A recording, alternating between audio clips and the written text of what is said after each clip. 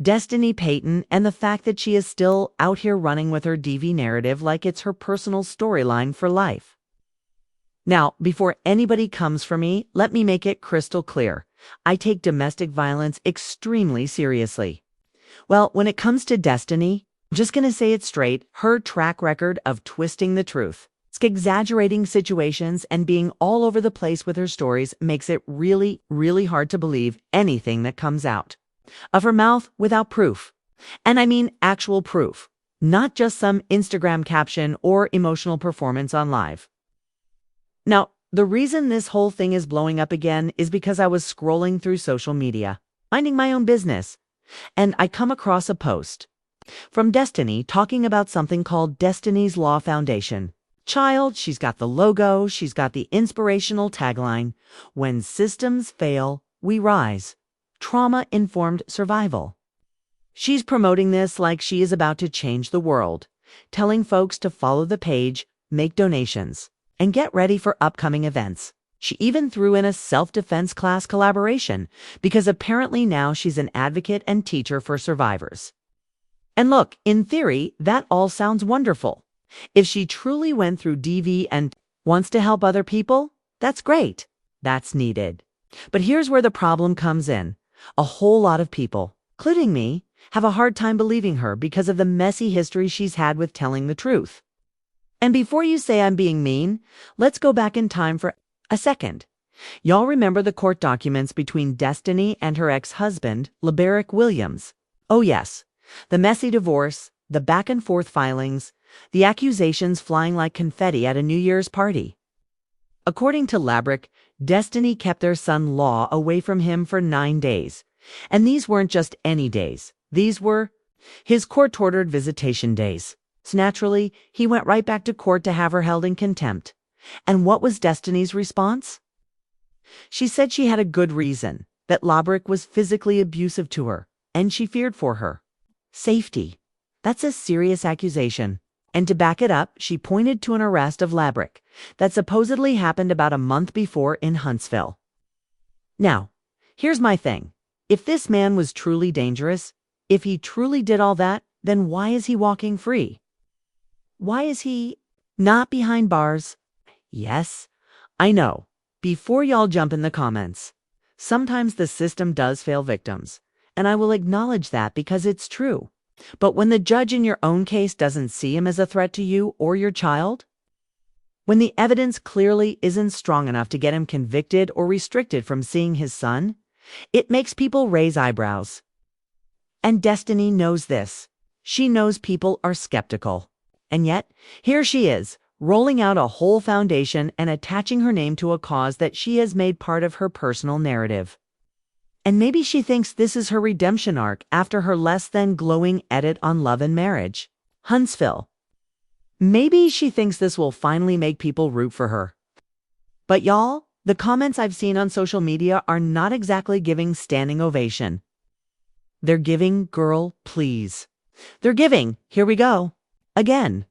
And I can't even be mad at folks for feeling that way because this is the same Destiny who has, okay? In my opinion, lied, exaggerated, and played the victim when it suited her. And before anybody forgets, let's recall that whole custody situation. The judge had to reschedule hearings because Destiny's team asked for continuances, claiming prior obligations. And while all that was going on, she's still posting like nothing happened.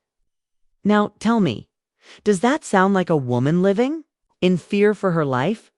Or does that sound like a woman who knows how to spin a story to keep herself in control? And again, I am not saying she never experienced DVI. I'm saying that when it comes to her, I would need solid proof before believing anything.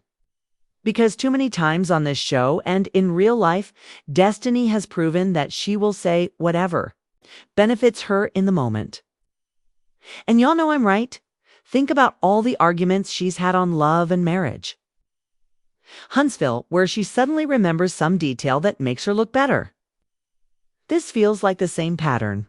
But here's the kicker. If you dare to question her, she will act like you're attacking all survivors everywhere.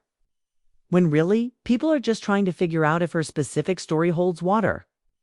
That's why this foundation announcement is getting side-eye, because it's not coming from someone with a consistent, transparent track record. It's coming from someone who has been called out multiple times for not telling the whole truth.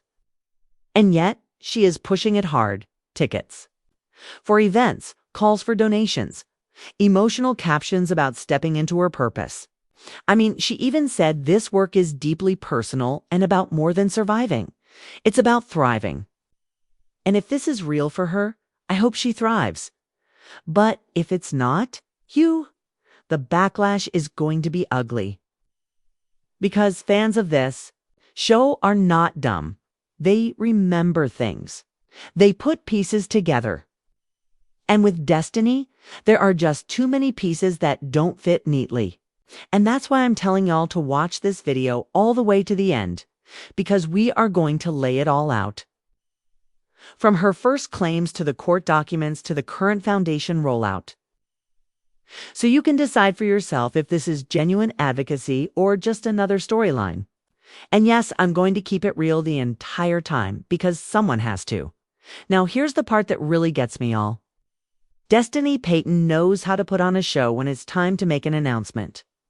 The way she rolled out this, Destiny's Law Foundation, like it's a Netflix premiere, had people talking, but not necessarily in the way she probably hoped.